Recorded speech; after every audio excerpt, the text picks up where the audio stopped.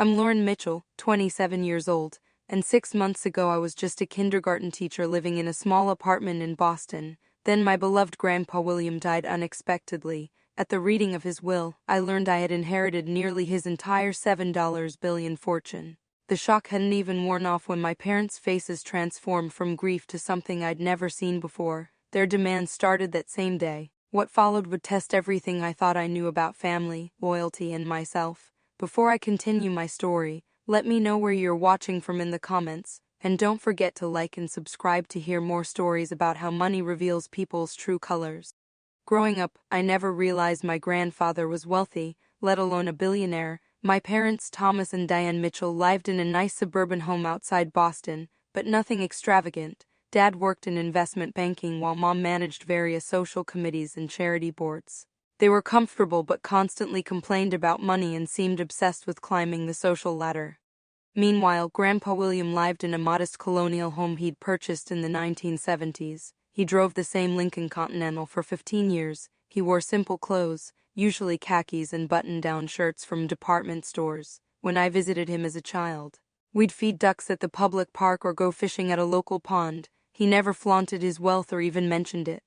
The measure of a person isn't in their wallet, Lauren, he'd tell me while we shared ice cream cones. It's in how they treat others when nobody's watching. It wasn't until college that I began to understand who my grandfather really was in the business world. A finance major in my dormitory recognized his name when I mentioned him. William Mitchell, the investment genius who built Mitchell Financial from nothing. That's your grandfather? He'd asked incredulously. I looked him up online and discovered Grandpa had built a financial empire starting with just $10 he'd saved working as a bank teller. His investment strategies were legendary, and his company managed billions in assets. Yet he remained humble, focused on ethical investing, and donated substantial amounts to education initiatives. After graduating with my teaching degree, I took a job at Franklin Elementary School in Boston. I loved working with kindergartners. Their honesty, curiosity, and joy made every day meaningful. Grandpa supported my choice enthusiastically, even establishing a small foundation to help supply classrooms in underfunded schools. Teaching children is the most important investment, he'd say during our weekly Sunday dinners. You're building the future, one mind at a time. My parents, however, were perpetually disappointed in my career choice. All that tuition money for you to babysit other people's kids, Mom would say with a dismissive wave. You could have gone to law school, or at least into business. Dad would add, there's a position in client relations at the firm. Starting salary is triple what you make now. I always declined. The thought of spending my days chasing money instead of nurturing young minds felt empty. The dynamic between my parents and Grandpa William was always strained. During family gatherings, I'd noticed the tension, the way Dad would brag about his newest luxury purchase, and how Grandpa's smile wouldn't reach his eyes. Mom would complain about their limited vacation budget while Grandpa quietly donated millions to hurricane relief. They seemed to exist in different moral universes. Your parents believe happiness can be purchased, Grandpa told me once after they'd left a holiday dinner early to attend a gala. I've watched them chase that illusion for 30 years. When Grandpa died of a sudden heart attack, I was devastated. He was 82 but had been healthy and vibrant. Just the week before, we'd been discussing plans to expand his classroom supply foundation. The funeral was enormous. Hundreds of business associates, charity partners, and former employees came to pay respects. Throughout the service, I noticed my parents networking, exchanging business cards, and whispering about who had shown up. The reading of the will took place 3 days later in the wood-paneled conference room of Grandpa's attorney, Mr. Harrington. I sat between my parents, still numb with grief, barely registering what was happening until Mr. Harrington cleared his throat and read. To my beloved granddaughter, Lauren Elizabeth Mitchell, I leave the controlling interest in Mitchell Financial ETF shares, all personal property including real estate holdings, art collections, and investment portfolios, and the sum total of my liquid assets. The estimated value of this bequest is approximately $7 billion. The room went silent. I couldn't breathe. Mr. Harrington continued reading, explaining that the remaining 20s of company shares would be distributed among long-term employees, and substantial donations would go to various charities. To my son Thomas and his wife Deanne, Mr. Harrington continued, I leave the sum of $1 million in the vacation property in Cape Cod with the hope they will finally find contentment. My father jumped to his feet. This is preposterous. There must be a mistake. Mr. Harrington adjusted his glasses. There is no mistake, Mr. Mitchell. Your father was of sound mind when he signed this will 3 months ago. Mom grabbed my arm, her nails digging into my skin. Lauren, darling, you'll fix this, of course. This is clearly just a technical formality. I was too shocked to respond. The inheritance was incomprehensible. I was a kindergarten teacher who lived in a one-bedroom apartment with a second-hand couch and student loan debt. How could I possibly manage billions of dollars? As we left the attorney's office, Dad cornered me by the elevator. This is a family matter that needs immediate correction, he hissed. We'll meet tomorrow to discuss the transfer arrangement. I stammered, I don't know what Grandpa was thinking. I need time to process this. Mom's perfectly made-up face hardened. Your grandfather wasn't thinking clearly. Obviously, we'll handle everything. You don't need to worry your pretty head about it. That night, alone in my apartment, I sat on my fire escape looking at the city lights, clutching a photo of Grandpa and me from my college graduation. I couldn't reconcile the modest, thoughtful man I knew with the financial titan who had just made me one of the richest women in America. My phone buzzed constantly with messages from my parents. We've scheduled a meeting with our attorney tomorrow at 12. We're thinking of establishing a family office to manage the assets. Your father deserves to control the company he helped build. I turned off my phone, overwhelmed by grief, confusion, and the growing realization that a storm was brewing. Something told me Grandpa had known exactly what he was doing and that my parents' reaction was precisely why he had made this decision. The pounding on my apartment door started at 7:30 a.m. the next morning. I'd barely slept, my mind racing with questions about the inheritance and what Grandpa had intended. When I peered through the peephole and saw my parents' faces, my stomach dropped. I considered pretending I was in home, but their persistence made that impossible. Lauren, open this door immediately, Dad's voice boomed through the hallway.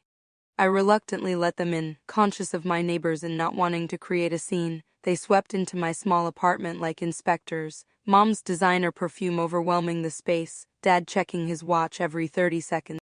We've been calling you all night, Mom said, examining my living room with disapproval. Why haven't you answered? I needed space to think, I replied, wrapping my cardigan tighter around myself. Grandpa just died. I'm grieving.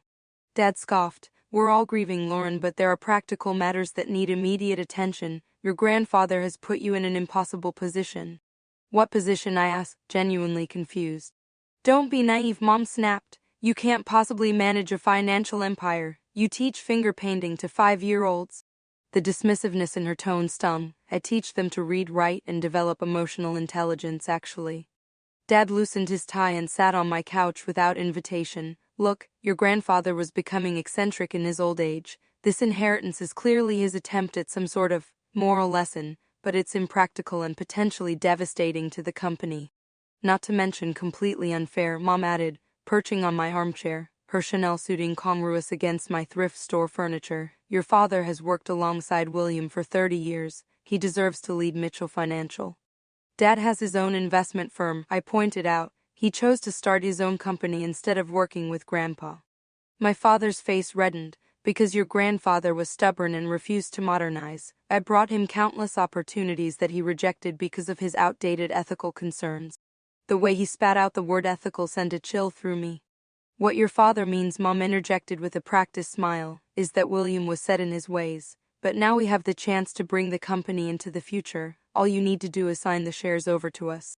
I stood straighter, finding my voice. I'm not signing anything right now. I need time to understand what Grandpa wanted. What he wanted? Dad laughed bitterly. He wanted to punish us, obviously. For what? I asked.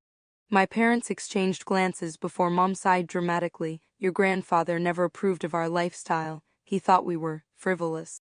We simply believe in living well, Dad added. William accumulated all this wealth only to live like a middle-class retiree. What's the point of success if you don't enjoy it?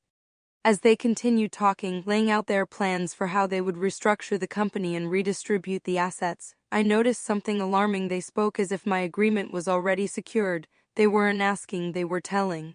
I think you should leave, I said finally, interrupting Dad's monologue about expanding into emerging markets.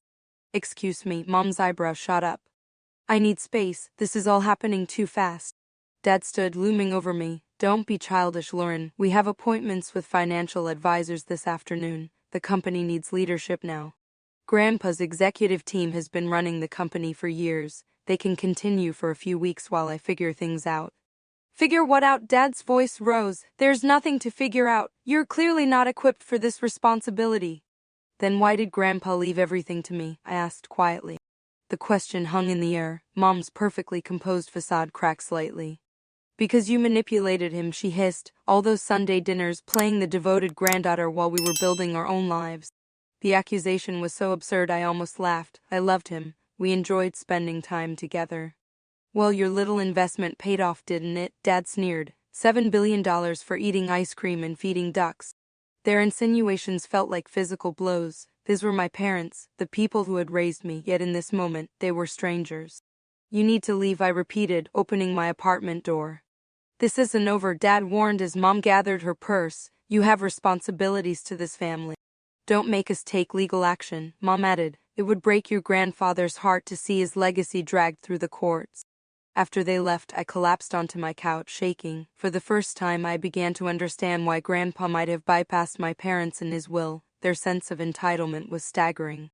That afternoon, I received a text from my father. Check your email. Financial statements attached. We're $1 in debt. This affects you now. The email contained spreadsheets detailing my parents' finances, multiple mortgages on their home, enormous credit card debt, loans against future earnings, and failed investment schemes. They had been living far beyond their means for years, assuming Grandpa would eventually bail them out or leave them his fortune. I felt sick reading through it. How could they have been so reckless? And now they expected me to solve their problems with Grandpa's money. Instead of meeting with their financial advisors, I called Mr. Harrington. His secretary scheduled an appointment for the following morning. Then I contacted the principal at my school, requesting emergency personal leave. Finally, I turned off my phone again and spent the evening researching Mitchell Financial, trying to understand the empire I had unexpectedly inherited.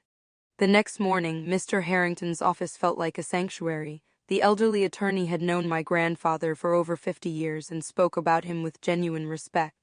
Your grandfather amended his will 3 months ago, he explained, sliding a folder across his desk. These were his instructions to you. Inside was a detailed letter outlining Grandpa's hopes for his legacy, along with information about the company's executive team, his philanthropic commitments, and contact information for his trusted advisors.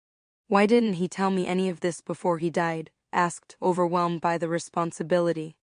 Mr. Harrington's kind eyes crinkled. William believed in preparing you without burdening you. He wanted you to live your own life, make your own choices, but he always saw something special in you, Lauren, something your parents lack.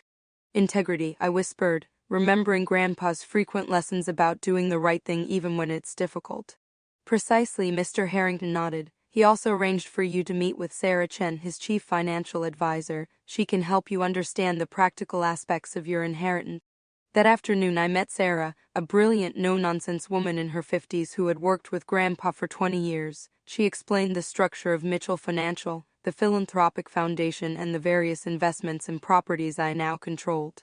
You don't need to make any immediate decisions, she assured me. The company runs smoothly, and the foundation has clear directives. Take time to learn and understand before making changes.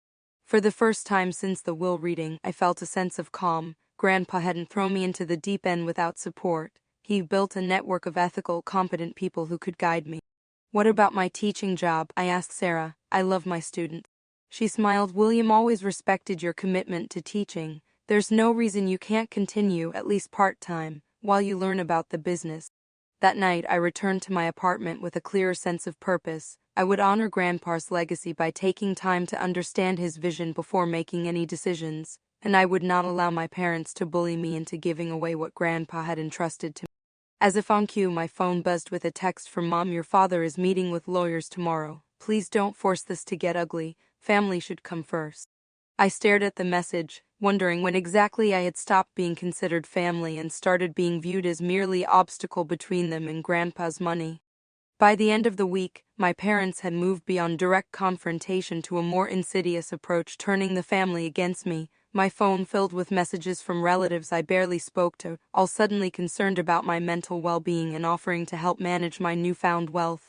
Aunt Patricia, Dad's sister, showed up at my apartment with Uncle Robert on Saturday morning. Unlike my parents' aggressive entrance days before, they arrived with sympathetic expressions and a homemade casserole. We're so worried about you, sweetheart, Aunt Patricia said, settling onto my couch. This is such a burden for someone your age. Uncle Robert nodded solemnly. Your father is devastated, not about the money, he quickly added, but about what this is doing to your relationship. He's always protected you.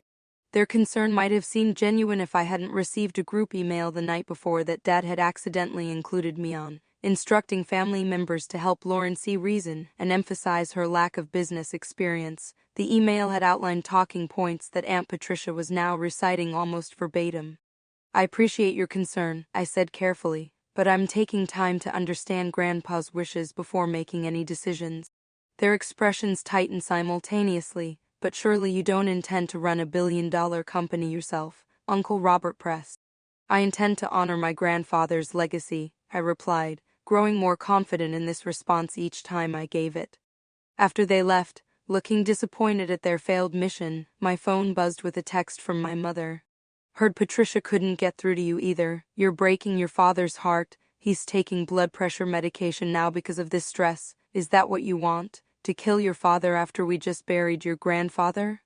The emotional manipulation was so transparent it would have been laughable if it weren't so hurtful. I didn't respond, but saved the message as evidence of their pressure tactics, something Mr. Harrington had advised me to do. On Monday morning I returned to Franklin Elementary, seeking the normalcy of my classroom and the uncomplicated joy of my students. The principal, Mrs. Abernathy, called me into her office before first bell. Lauren, we've been receiving some unusual calls, she said, looking uncomfortable. Your parents have contacted several school board members expressing concern about your ability to continue teaching given your new financial situation. My stomach dropped. What? Why would they do that? Mrs. Abernathy sighed. They suggested you're under tremendous strain and that the school might face liability issues. They also implied you might be leaving soon anyway, which has some parents concerned about classroom stability. I have no intention of leaving, I insisted, furious that my parents would target my career. Teaching is my passion. I know that, she said kindly, and I've told the board as much, but I wanted you to be aware of the situation. That day in my classroom felt like sanctuary. 5-year-olds don't care about billion-dollar inheritances or family drama. They care about learning the letter Q, mastering scissors, and whose turn it is with the red tricycle at recess. Their innocence was the perfect antidote to the toxicity creeping into every other aspect of my life. But the respite was short-lived. During afternoon pickup, I spotted my father's Mercedes idling in the school parking lot. As parents arrived to collect their children, he approached several of them, smiling and introducing himself. I watched in horror as he engaged a group of mothers in animated conversation, occasionally gesturing toward my classroom. Before I could intervene, Mrs. Abernathy appeared at my side. Is that your father? She asked, frowning. Yes, I admitted. I have no idea why he's here. He's telling parents you're having a nervous breakdown and shouldn't be trusted with their children, she said bluntly. Security is already escorting him out. That evening, local news ran a small story. Billionaire heiress continues teaching kindergarten. The piece was mostly positive but included a quote from an unnamed family source claiming I was emotionally unstable and making irrational decisions due to grief. When I arrived home, a legal courier was waiting with papers from my parents' attorney. They were contesting Grandpa's will, claiming he had been suffering from diminished capacity when he made me his heir. The filing included affidavits from 3 distant relatives and 2 former business associates, all attesting to Grandpa's confusion and declining mental state in his final months. I called Mr. Harrington immediately, forwarding him the court documents. This was expected, he said calmly. Your grandfather anticipated this reaction and took precautions. He underwent comprehensive cognitive assessment 3 days before signing the new will. The results showed he was completely competent. We also have video documentation of the will signing where he clearly articulates his reasons for his decisions. His assurances helped but couldn't completely ease the knot in my stomach. That night I received my first anonymous threatening message on social media. Rich little teacher playing with money she doesn't deserve. Watch your back. I reported it to the platform and tried to ignore it, but more followed from different accounts. Some were merely insulting, others disturbingly specific, mentioning my daily routine and apartment building. The next morning, Sarah Chen arranged for a security assessment of my apartment and recommended I consider moving to a more secure building. Your grandfather maintained a penthouse downtown with excellent security, she suggested. It's part of your inheritance, and it's been sitting empty. I resisted initially, not wanting to be driven from my home, but when I found my car tires slashed with "Give It Back" scratched into the paint, I relented. Within days, I had relocated to Grandpa's penthouse, a beautiful but modestly furnished space with panoramic views of Boston Harbor. It felt both strange and comforting to be surrounded by his things, his books, his favorite chair, photos of us together on his walls. The pressure continued to escalate. My parents' lawsuit gained traction in the media, with tabloids running sensationalized stories about family betrayal and inheritance drama. Old college acquaintances sold stories about me to gossip sites, most fabricated or exaggerated. A particularly painful betrayal came from Melissa, my childhood best friend, who gave a paid interview describing me as always jealous of her parents' wealth and obsessed with manipulating her grandfather.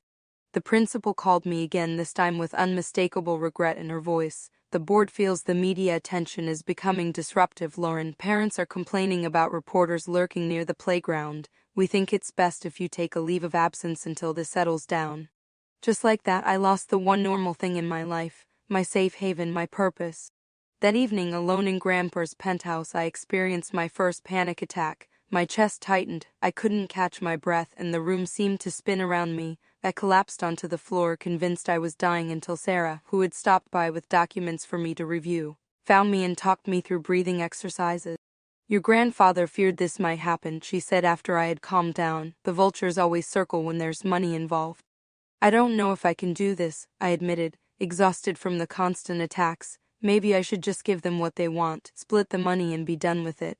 Sarah's expression hardened. "Is that what William would want? For you to surrender his legacy to the very people he deliberately chose not to entrust it to?" Her words hit home. This wasn't just about money or even about me anymore. This was about honoring Grandpa's wishes and protecting what he had spent a lifetime building. The next day I received a call from Mr. Harrington. "Your parents' attorneys have offered a settlement. They'll drop the lawsuit if you give them controlling interest in the company and 70% of the liquid assets. And if I refuse? They're threatening to amend their filing to include allegations that you manipulated William with fabricated stories about your parents. They have a witness claiming you told your grandfather that your father misappropriated company funds years ago." The accusation was absurd. I had never said any such thing to Grandpa. But the implication was clear. They would destroy my reputation and drag Grandpa's name through the mud if I didn't capitulate. That night, feeling more alone than ever, I went through Grandpa's desk, hoping to find something, anything that might help me understand why he had put me in this position. In a locked drawer, I discovered a sealed envelope with my name written in his familiar handwriting, along with instructions for Lauren when she needs it most.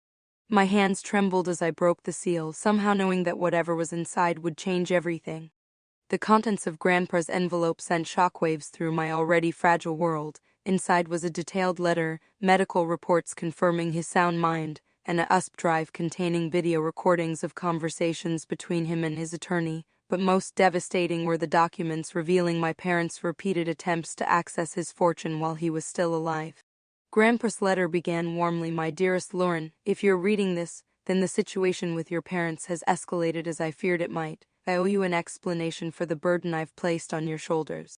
He described how 3 years earlier, my father had approached him with an investment scheme that would have liquidated significant company assets for a venture in cryptocurrency. When Grandpa refused, my parents began a systematic campaign to have him declared mentally incompetent. They had consulted with several lawyers about conservatorship, had attempted to convince his doctors he was showing signs of dementia, and had even taken him to 3 different neurologists hoping for a diagnosis they could use against him. "None of this would have wounded me," he wrote, "if not for their willingness to destroy our family in pursuit of wealth. When I confronted them, they didn't deny it. Your mother said, 'You're being selfish with money that should be working for the family.' Your father told me I was wasting my fortune on strangers through my charitable foundation." The USB drive contained recorded meetings where my parents had unwittingly revealed their plans, thinking they were speaking privately with Grandpa's financial advisors who were actually working with him to document their behavior. I sat in Grandpa's study until dawn, listening to my parents' voices coldly discussing how to seize control of his assets, dismissing his philanthropic commitments as wasteful sentimentality, and most painful of all, describing me as too much like him and a disappointment. She could have made valuable connections at Harvard Law, my mother's voice complained on one recording. Instead, she's finger painting with brats from the public school system. By morning, my grief had crystallized into something harder. Understanding had replaced confusion. Grandpa hadn't been punishing me with this inheritance, he'd been protecting his life's work from people who would dismantle it for quick profit. I forwarded everything to Mr. Harrington with a simple message: I'm ready to fight back.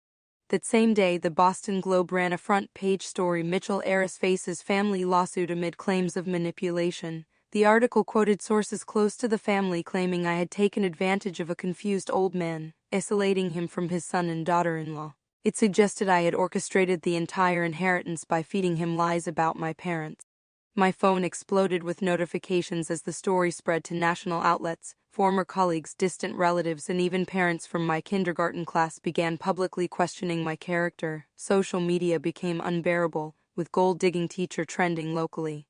The most cutting betrayal came when Melissa, my childhood friend, appeared on a morning talk show. We had grown up together, shared secrets, supported each other through breakups and family problems. Now she sat across from a sympathetic host, dabbing at tears while describing how I had changed in recent years.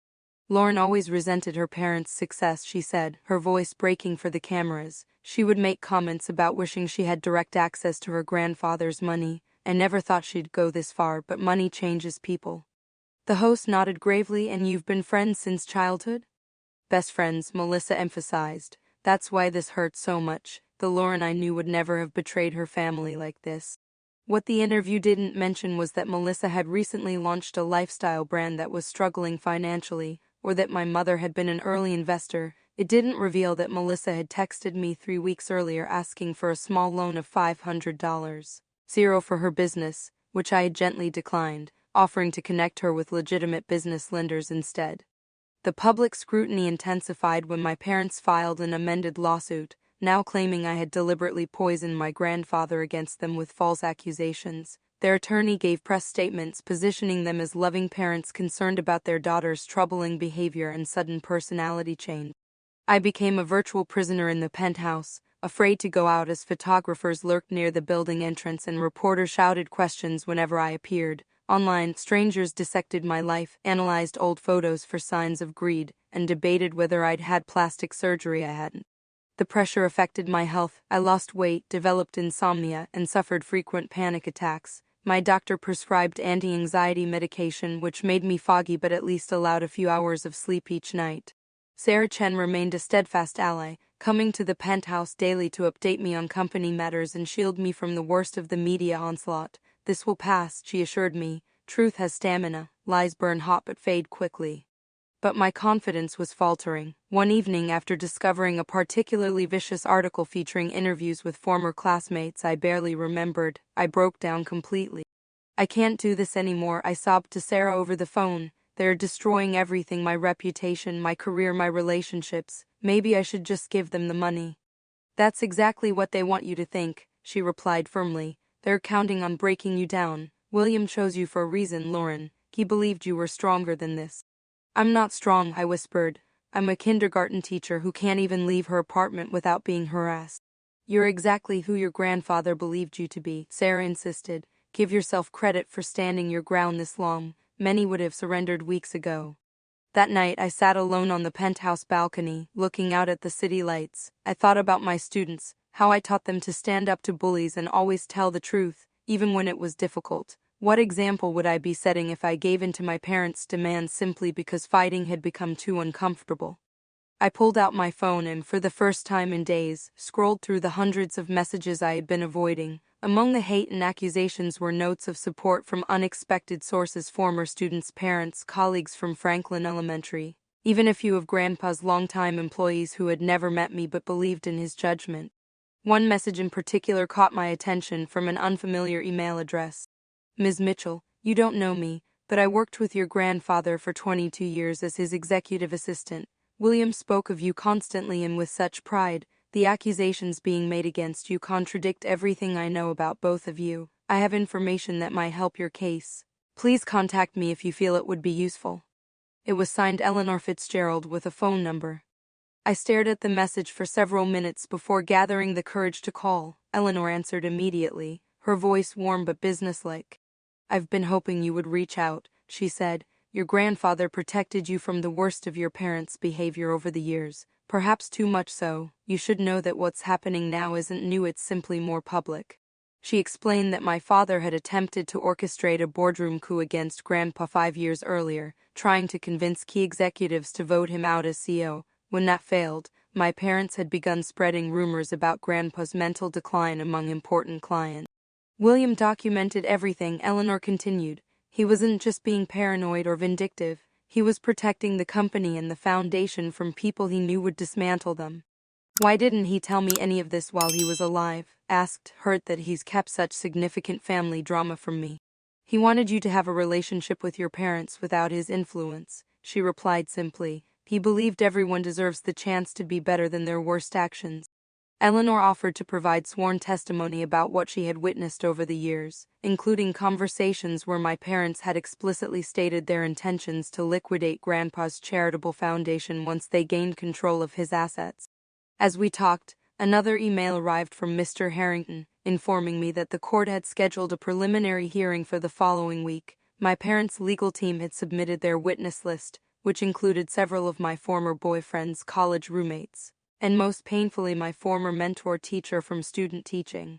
They're trying to paint a picture of me as manipulative and money-hungry, I said to Eleanor, my voice breaking, and they have people from every stage of my life willing to lie for them. Money is a powerful motivator, she acknowledged, but so is truth. William believed that absolutely. That night I couldn't sleep despite the medication. Round 3 a.m. I found myself in Grandpa's study again, pulling out photo albums and reading through his journals. In one, dated just 6 months before his death, I found an entry that brought tears to my eyes. Had dinner with Lauren tonight. While the world grows more cynical, she remains genuinely committed to her students' welfare. She showed me art projects they had created, beaming with pride at their creativity. Thomas and Diane will never understand that this joy and nurturing potential is the true wealth I've been fortunate enough to discover. Lauren has found it without $1 of inheritance. That's how I know she's the right steward for all I'll leave behind.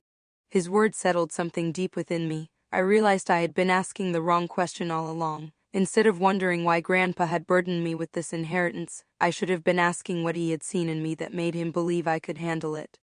By morning, exhausted but resolute, I had made my decision. I would not surrender his legacy to those who had tried to steal it while he was alive. I would fight not just for the money or even for my own reputation, but for the values Grandpa had lived by and had recognized in me. I called Mr. Harrington and asked him to set up an emergency meeting with the full legal team. We're not settling, I told him. I want to use everything we have. For the first time since this nightmare began, I felt a sense of clarity and purpose. The path forward would be difficult, possibly even more painful than what I'd already endured, but it was the right path, the only path that honored the man who had believed in me when no one else did, not even myself. The morning after my decision to fight, I woke with a strange sense of calm. The anxiety that had been my constant companion for weeks had receded, replaced by a quiet determination. I reread Grandpa's letter and journal entries, letting his words fortify my resolve. Mr. Harrington arrived at the penthouse with 2 additional attorneys, specialists in estate litigation. They spread documents across Grandpa's dining room table as Sarah Chen joined us via video conference. Your parents' legal strategy relies heavily on character assassination, explained Marilyn Jeffries, a sharp-eyed litigator with decades of experience. They're trying to establish that you manipulated your grandfather while he was vulnerable. But we have his medical records, I pointed out. They prove he was mentally sound. Evidence matters in court, Mr. Harrington said gently, but public perception can influence proceedings in subtle ways. We need to address both battlefields. The team outlined our counter strategy. We would file for an expedited hearing, present Grandpa's medical evaluations and video testimony, and introduce evidence of my parents' previous attempts to gain control of his assets. What about the media narrative, I asked. They're making me look like a monster. Marilyn's expression hardened. We've been too passive on that front. It's time to change tactics. By afternoon, we had engaged a crisis management specialist who recommended a simple approach: controlled transparency. Instead of hiding from the allegations, I would address them directly in a single, carefully crafted statement. No interviews, no emotional appeals, just facts supported by evidence we were prepared to make public. As we finalized our strategy, Eleanor Fitzgerald arrived with a banker's box of documents. William kept meticulous records, she explained, pulling out folders. These are transcripts of board meetings where your father attempted to override William's ethical investment guidelines. And these, she said, indicating another stack, are notes from private conversations William documented after speaking with your parents. The picture that emerged was devastating. For years, my parents had been attempting to influence Grandpa's business decisions, pushing for riskier investments and arguing against his charitable contributions. When persuasion failed, they had resorted to undermining him within the company and, eventually, questioning his competence. "There's something else you should see," Eleanor said hesitantly, pulling out a sealed envelope. "William instructed me to give this to his attorneys only if your parents contested the will." Inside was evidence that my father had diverted company resources for personal use early in his career, not enough to be criminal, but sufficient to explain why Grandpa had been reluctant to give him leadership positions within Mitchell Financial. "Grandpa knew about this?" I asked, stunned. Eleanor nodded. "He chose not to confront Thomas directly. He said family relationships were complicated enough without adding formal accusations, but he documented everything in case it was ever needed to protect the company." I felt a complex mix of emotions: sadness that my father had betrayed Grandpa's trust, relief that I wasn't imagining my parents' moral flexibility, and gratitude for Grandpa's foresight. That evening, after the legal team departed, I received an unexpected visitor. Richard Barnes, Grandpa's closest friend and business partner from the early days, had heard about the lawsuit and flown in from Chicago. "This whole circus would break William's heart," he said as we settled in Grandpa's study. Richard was in his late 70s, with the same unpretentious manner Grandpa had possessed, though he wouldn't be surprised. "Did you know about all of this?" I asked. "The history with my parents?" Richard sighed heavily. "Some of it. William was private about family matters, but certain things couldn't be hidden. Your father's resentment was obvious to anyone paying attention." "I never saw it," I admitted, "not until the will reading." "Because William deliberately shielded you," Richard explained. "He wanted you to form your own opinions about your parents without his influence." As we talked, Richard shared stories about Grandpa's early career struggles, the principles that had guided his business decisions, and his vision for the foundation's future work. "There are 3 major initiatives William hoped to launch this year," he explained, spreading brochures across the desk: a scholarship program for first-generation college students, a microloan project for entrepreneurs in underserved communities, and an expansion of the classroom supply foundation you helped him create. Looking at these materials, seeing the thought and planning Grandpa had put into these programs, something clicked into place. This was his real legacy, not just the money or company shares, but the values these projects represented: education, opportunity, and compassion. "He hoped you would oversee these initiatives," Richard continued, "not necessarily by quitting teaching or running daily operations, but by ensuring they stayed true to his vision." For the first time, I began to understand why Grandpa had chosen me, not because I was business savvy or financially sophisticated, but because I shared his priorities and would protect what mattered most to him. The next morning, I visited my kindergarten classroom before school hours. Mrs. Abernathy had been kind enough to let me gather my personal belongings during a time when no one else would be around. As I boxed up my classroom library and teaching materials, I realized how much I miss my student. A soft knock at the door interrupted my thoughts. Lucia Evans, the mother of one of my students, stood hesitantly in the doorway. "Ms. Mitchell, I'm sorry to disturb you," she said. "Jamie saw your car in the parking lot and insisted we check if you were here. He misses you terribly." Jamie peered around his mother's legs, then ran across the room to hug me. "Are you coming back?" he asked. "Ms. Peterson doesn't read the voices right in story time." Fighting back tears, I knelt to his level. "I'm not sure yet, buddy. I have some grown-up problems to solve first." "Is it about the money?" he asked innocently. "My daddy says you're rich now and don't need to work." Lucia looked mortified. "Jamie, that's not appropriate."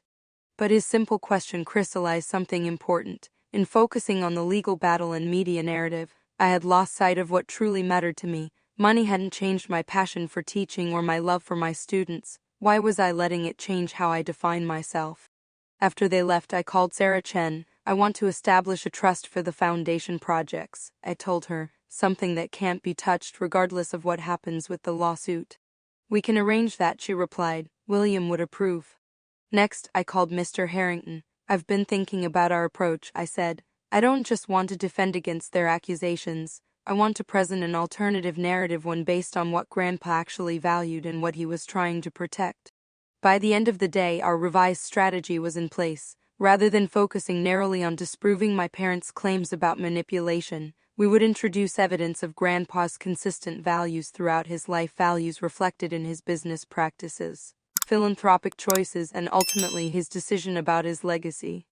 That evening, I reviewed the final draft of my public statement with the crisis management team. It was straightforward, dignified, and backed by documentary evidence we would release simultaneously. My grandfather, William Mitchell, built his business on principles of ethical investing and community responsibility. Throughout his life, he demonstrated through actions, not just words, what he valued most: education, opportunity, and the belief that wealth brings responsibility rather than privilege. The William Mitchell Foundation will continue his work regardless of ongoing legal matters. I ask for privacy as our family navigates this difficult time, and I look forward to returning to my classroom and students as soon as possible. As I approved the statement for release the following morning, I felt Grandpa's presence strongly. I was no longer merely reacting to my parents' attacks, I was actively honoring his legacy in the way he would have wanted. The final piece fell into place when Eleanor called with news that Grandpa's former executive team had requested a meeting. "They want you to know they stand behind you," she said, "and they have information about your father's previous attempts to change company policies that might be relevant to the case."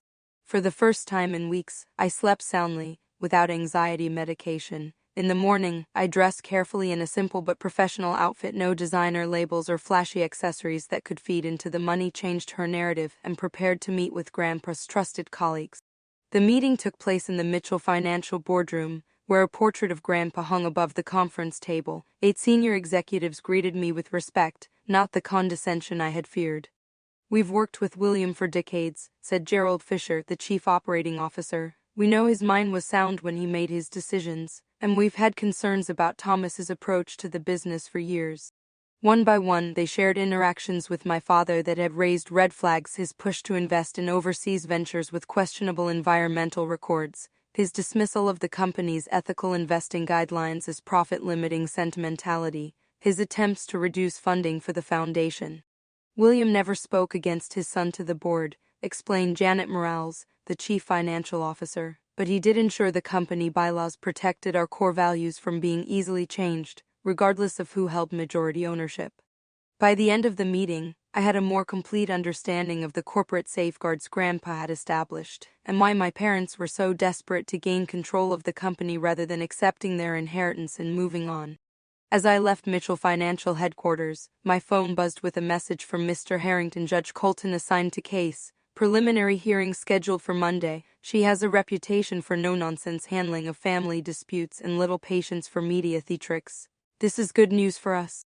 The pieces were falling into place. For the first time since this ordeal began, I felt not just determined but confident. Grandpa had prepared carefully, not just with legal documentation but by building a network of ethical people who understood and shared his values.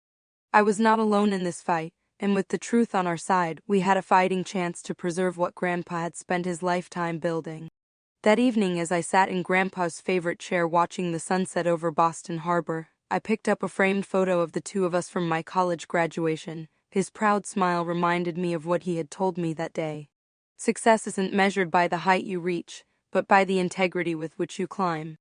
I was ready for Monday's hearing, ready to stand up for his legacy with the same integrity he had lived by. Whatever happened in court, I would make him proud. The courthouse steps were crowded with reporters when I arrived Monday morning. My parents stood at the top, perfectly positioned for cameras, wearing somber expressions that suggested concern rather than greed. Mom had even worn the pearl necklace Grandpa had given her for her 50th birthday, a calculated touch of sentimentality for the public. I entered through a side door as Mr. Harrington had arranged, accompanied by our legal team and Eleanor Fitzgerald. We settled into the courtroom as my parents and their attorneys took their positions across the aisle. Dad caught my eye briefly, his expression hardening before he leaned over to whisper something to his lawyer. Judge Helena Colton entered briskly, a stern-faced woman in her 60s who wasted no time on preliminaries. "This court will not be used as a stage for family drama," she announced after introductions. "I've reviewed the initial filings and have serious concerns about the timing and nature of this challenge to William Mitchell's will." My parents' lead attorney, Maxwell Reynolds, rose smoothly. "Your Honor, this case centers on undue influence exerted on an elderly man suffering cognitive decline. We have witnesses prepared to testify about changes in William Mitchell's behavior and decision-making in his final months." Judge Colton peered over her reading glasses. Mr. Reynolds, I see you've submitted affidavits from several relatives and associates claiming Mr. Mitchell showed signs of confusion, yet the medical documentation submitted by the defense includes comprehensive cognitive assessments conducted days before the will signing that show no impairment whatsoever. How do you reconcile this discrepancy? Cognitive decline can be inconsistent, Your Honor, Reynolds replied.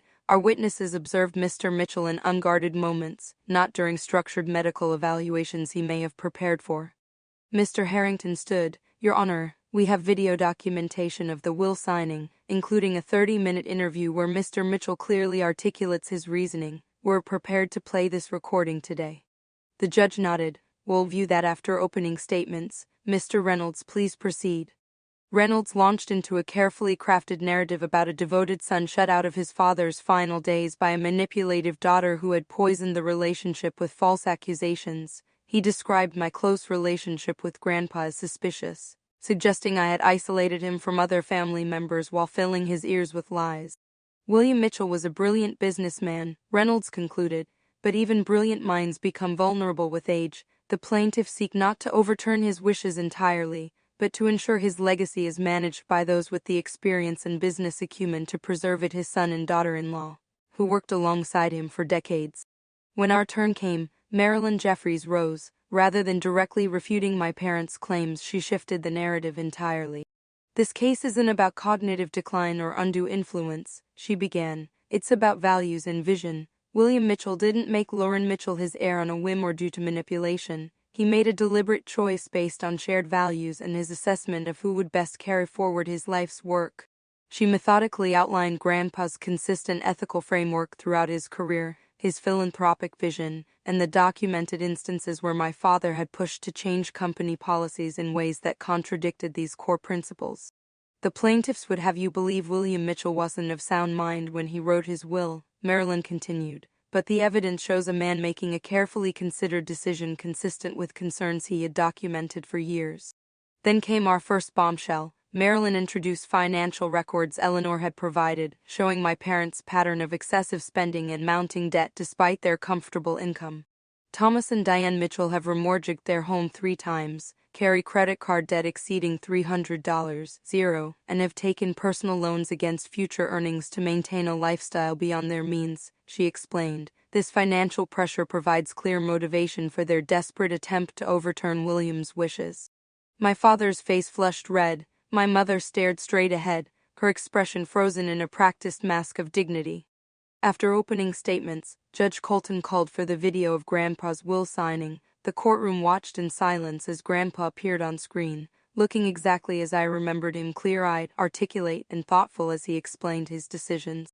I've built my company and my wealth on principles I believe in, he said on the recording: ethical investing, community responsibility, long-term thinking over short-term profit. I'm entrusting my legacy to Lauren because she shares these values inherently. She has chosen a career of service despite opportunities for greater financial reward. She has demonstrated integrity and compassion consistently throughout her life. He paused before continuing. My son Thomas and his wife Diane have different priorities. I've provided for them generously throughout their lives and have left them a substantial inheritance, but I cannot in good conscience place them in control of a company whose values they have repeatedly sought to undermine. When the video ended, the courtroom remained silent for several moments. Judge Colton removed her glasses, studying my parents thoughtfully before turning to Reynolds. Your case relies heavily on the claim that Mr. Mitchell was not of sound mind when making these decisions. This video presents a significant challenge to that assertion. Reynolds recovered quickly. Appearances can be deceiving, Your Honor. Our witnesses will testify to Mr. Mitchell's confusion and susceptibility to influence in less structured settings.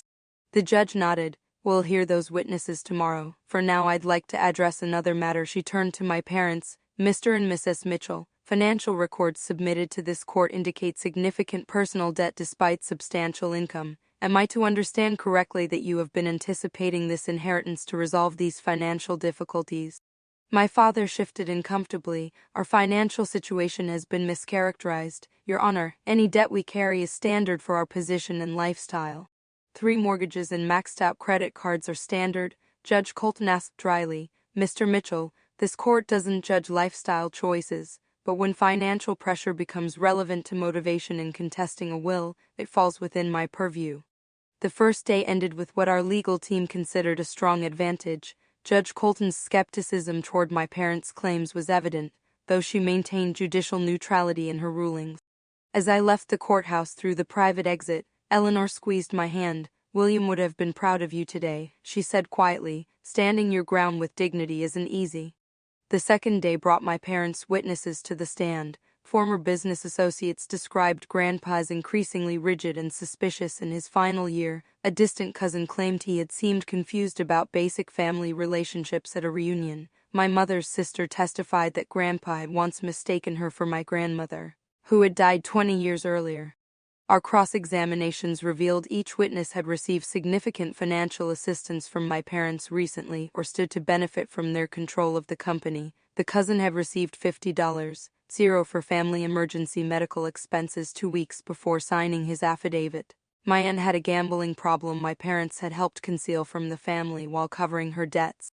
Then came the testimony I had been dreading. Melissa took the stand, perfectly composed in a conservative navy dress, her expression a mask of reluctant duty as she described how I had changed after spending more time with Grandpa.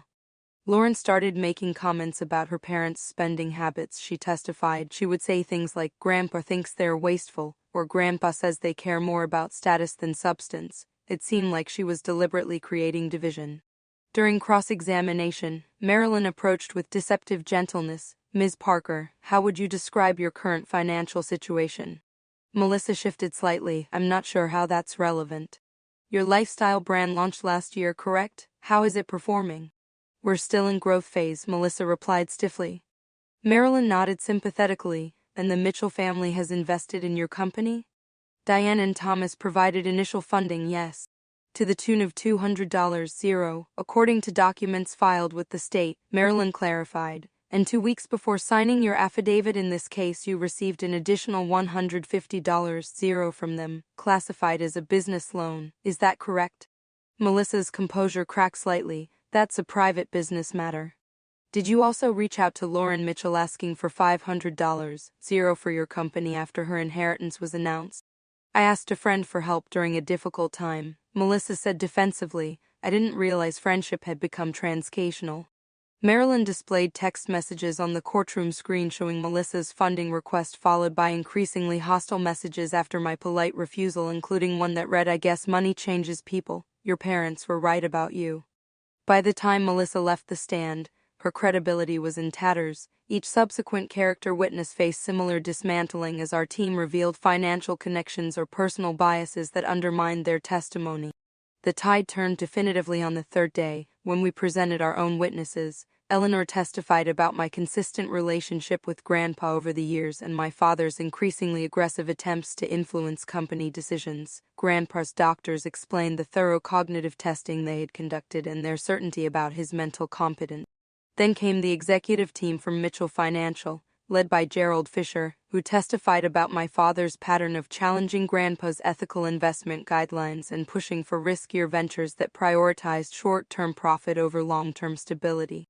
Most damaging was Janet Morale's testimony about a board meeting 6 months before Grandpa's death. Thomas Mitchell presented a proposal to liquidate significant company assets to invest in a cryptocurrency venture, she explained, when William rejected it as too speculative and inconsistent with our risk profile. Thomas became confrontational, suggesting his father was too old-fashioned to understand modern investment opportunities. "And how did William Mitchell respond?" Marilyn asked. With remarkable calm, Janet replied. "He said, 'I didn't build this company by chasing get-rich-quick schemes, and I won't dismantle it that way either. Some principles aren't for sale.'"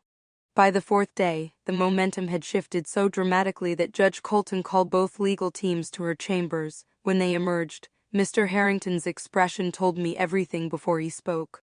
"The judge has strongly suggested the plaintiffs reconsider their position," he explained quietly. "She believes their case has been substantially undermined and continuing would not be in anyone's best interest." An hour later, Reynolds approached our table with a settlement offer. My parents would drop the lawsuit if I agreed to provide them an additional $5 million in public recognition of their contributions to Mitchell Financial.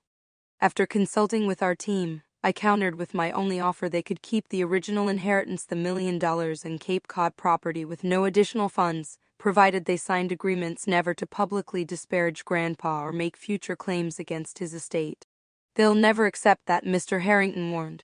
"It's not negotiable," I replied firmly. "I won't reward their behavior with more money, but I won't take away what Grandpa chose to give them either." To everyone's surprise, after 30 minutes of closed-door discussion with their attorneys, my parents accepted. The lawsuit was withdrawn with a brief statement acknowledging that after reviewing additional evidence, the family has reached an amicable resolution respecting William Mitchell's wishes. The media coverage shifted almost overnight. Business publications praised the principled stand taken by Mitchell Financial's new controlling shareholder. Educational journals ran features about the billionaire teacher who continued to value education despite her wealth. The narrative transformed from scandal to inspiration as the full story emerged. As public opinion turned, my parents retreated from Boston society. They sold their home and relocated to Florida, unable to face the colleagues and friends who had witnessed their failed grab for control. The $1 million inheritance in Cape Cod property provided comfortable living, but not the extravagant lifestyle they had anticipated. The final confrontation came unexpectedly. 3 weeks after the case ended, I was in Grandpa's study, now my study, reviewing proposals for the Foundation's new scholarship program, when security called to announce my parents were in the lobby, insisting on seeing me. I considered refusing but decided it was time to face them directly. Without lawyers or cameras present, they entered cautiously, looking diminished somehow. Mom had aged visibly, the stress of recent weeks evident in new lines around her eyes. Dad seemed smaller, his usual commanding presence deflated. "I'm surprised to see you," I said, remaining seated behind the desk. "I thought you'd left for Florida." "We're leaving tomorrow," Dad replied, his voice lacking its usual authority. "We came to see if," he faltered, unable to form the words. Mom stepped forward. "We wanted to see if there's any way to salvage some relationship," she said bluntly. "You're still our daughter." "Am I?" I asked quietly. "Or am I just the obstacle between you and Grandpa's money?" "That's not fair," Dad protested weakly. "We built that company alongside William. We deserved—" "Thomas," Mom interrupted sharply, "we agreed not to do this." I studied them both, searching for any sign of genuine remorse rather than regret at being caught and defeated. "You sued me. You tried to destroy my reputation. You enlisted my friends to betray me. You attacked Grandpa's mental capacity to get his money. What kind of relationship do you think is possible after that?" Mom sank into a chair, her perfect posture abandoning her. "We got carried away," she admitted. "The debt was crushing us. We were desperate." "You were living beyond your means for years," I corrected. "That was a choice." "We made mistakes," Dad acknowledged reluctantly, "but family should forgive." "Forgiveness requires remorse," I replied. "Do you regret what you did, or just that it didn't work?" Their silence answered more honestly than words could have. I took a deep breath. "I won't have a relationship based on resentment and obligation. If you want any connection with me going forward, it needs to start with acceptance of Grandpa's decisions, of who I am, of the boundaries I'll maintain around the company and foundation." "And if we agree?" Mom asked cautiously. "Then we start small, regular calls, occasional visits, no discussion of the inheritance or company business, no manipulation, would be rebuilding from scratch." Dad's expression darkened. "So you'll dictate the terms of our relationship now? The power has gone to your head already." And there it was, the truth beneath the reconciliation attempt. Not genuine remorse, but another angle, another attempt to regain influence.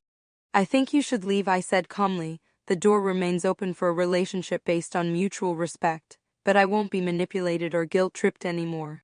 After they left, I felt an unexpected sense of liberation. For the first time, I had faced them as an equal, setting boundaries without anger or defensiveness. Grandpa would have approved.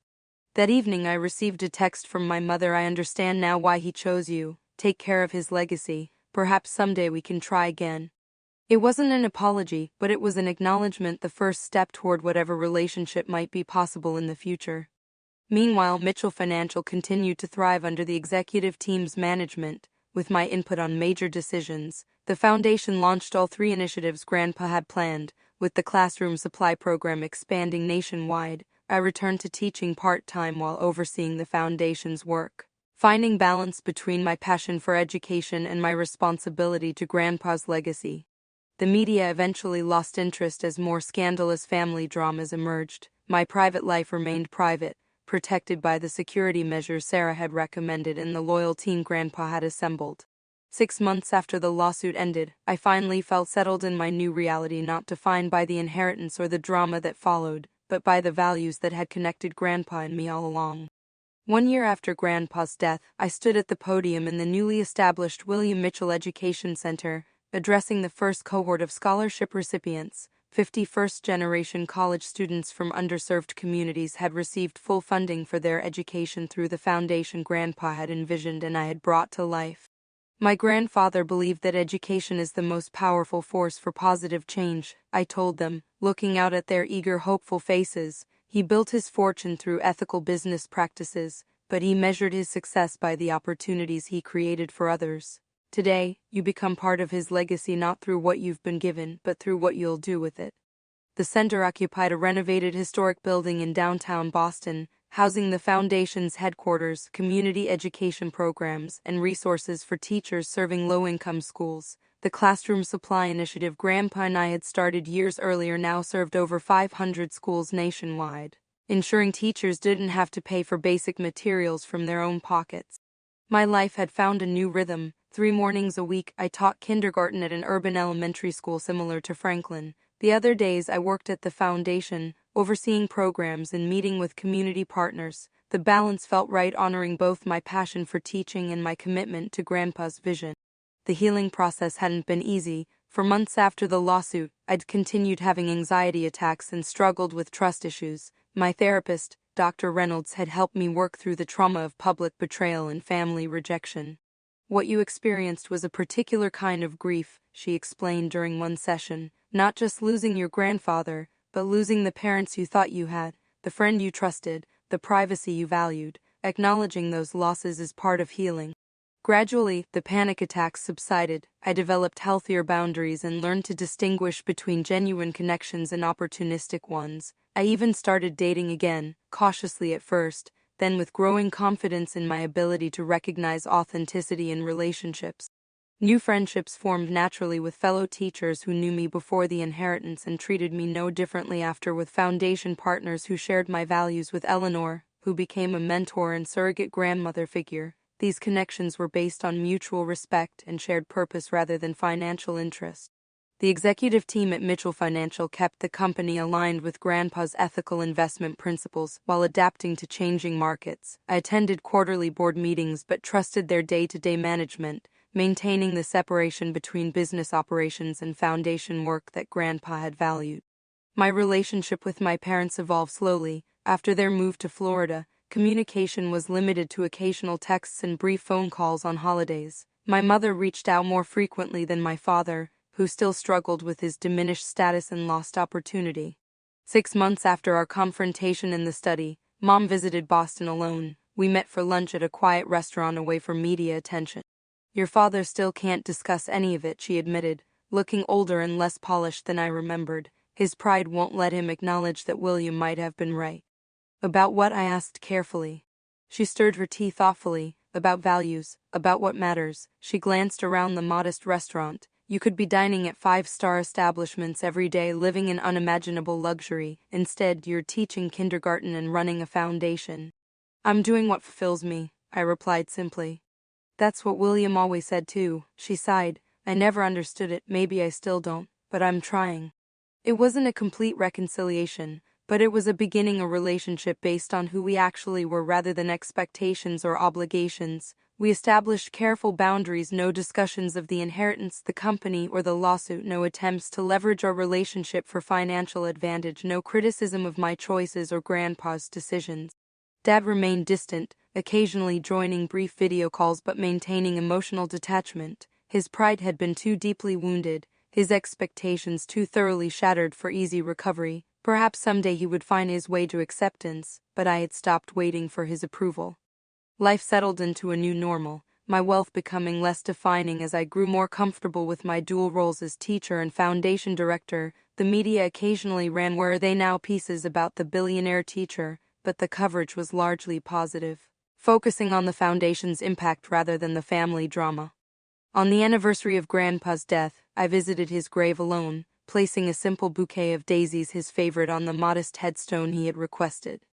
"I think I understand now," I told him, sitting on the grass beside his grave. "It was never about the money, it was about values, about creating something meaningful that outlasts us. I'm trying to be worthy of your trust." A gentle breeze rustled the trees overhead, and I felt a sense of peace that had been elusive during the chaotic year following his death. The inheritance that had initially seemed an impossible burden had become a tool for continuing work that mattered, both his and mine. The experience had taught me lessons I would never have chosen but now valued deeply. True wealth isn't measured in dollars but in purpose, integrity, and meaningful connections. Some people will value you for what you can give them, others will value you for who you are. Learning to tell the difference is essential. Setting boundaries isn't selfish, it's necessary for protecting what matters most. Forgiveness doesn't require forgetting or removing consequences, it means releasing the anger that binds you to the hurt. Legacy isn't just what we leave behind but how we live each day according to our deepest values. Money doesn't change who people are, it reveals who they've been all along. These lessons weren't the inheritance I had expected, but they were perhaps the most valuable part of what Grandpa had left me, insights that couldn't be spent or stolen, invested or depleted. As I returned to the foundation that afternoon for a meeting with community partners, I carried these lessons with me. The journey had been painful, but it had led me exactly where I needed to be, continuing my own work while honoring Grandpa's legacy, not through blind obedience to his wishes but through shared values and authentic purpose. Ms. Mitchell called Javier, one of our scholarship recipients working as an intern. "The new teacher resource program proposals are ready for your review," and Dr. Morales from the Children's Hospital called about the potential partnership. I smiled, grateful for the meaningful work ahead and the clarity that had emerged from chaos. "Thank you, Javier. Let's get started." The inheritance had changed my life in ways I never could have anticipated, but through it all, the most important things remained constant: my love for teaching, my commitment to creating opportunity for others, and the values that connected me to Grandpa even after he was gone. The money hadn't defined me, the challenges hadn't defeated me. Instead, they had revealed strengths I hadn't known I possessed and purpose deeper than I had imagined possible. What challenges have you faced that ultimately revealed your true strength? Has money ever changed a relationship in your life? I'd love to hear your stories in the comments below, and if this journey resonated with you, please like, subscribe, and share with others who might find meaning in it. Thank you for accompanying me through this chapter of my life, and I wish you the courage to stand firm in your own values, whatever challenges you might face.